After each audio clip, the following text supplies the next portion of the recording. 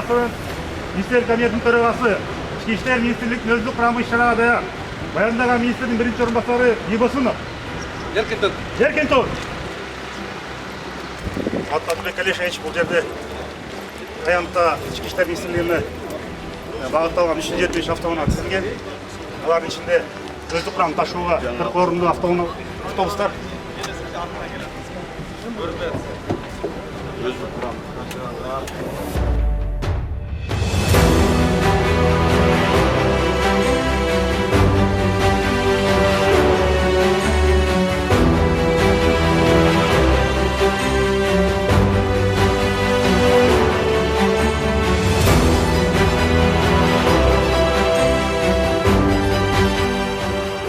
Ситуационный центрде любой қосылса ол, бұяқта тангетка двусторонней связи, кнопка SOS, GPS навигация бары бар да. Өзіңіз неметіп көрсеңіз болады.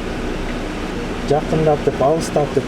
Бұл неменен айландырғанда алыстатта жақындатады. Солғы неметпен алыстайды, оңғы жақындайды да. И качествосын көрсеңіз, вообще жаман болады.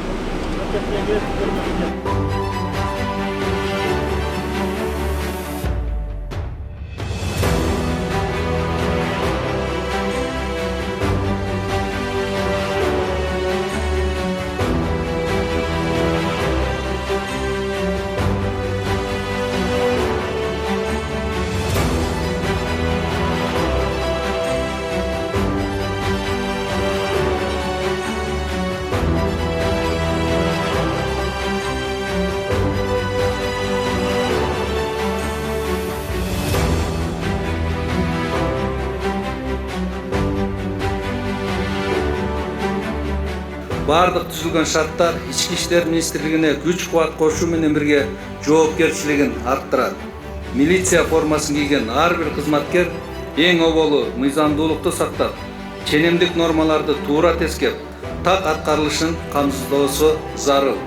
Чийеленген татаал ишти талдаганда чындык менен жалганды айыра билип, калыс чечим чыгара алган кызматкерлер аркылуу милициянын абырою жогорулайт.